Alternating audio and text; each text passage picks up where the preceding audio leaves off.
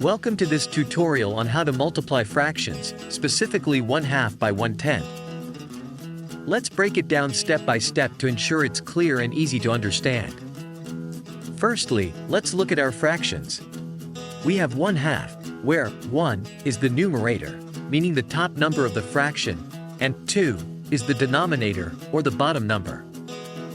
This fraction represents one part out of two equal parts. Now, let's take a look at the second fraction, 1/10. Here, 1 is again the numerator, and 10 is the denominator.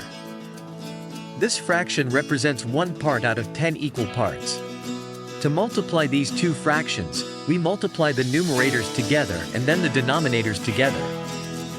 So, multiplying the numerators, 1 times 1 gives us 1.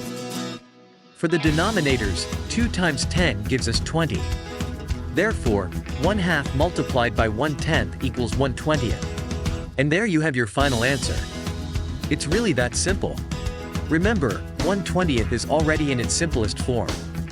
You've now learned how to multiply two fractions together.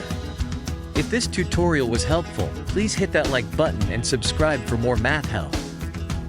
Thanks for watching.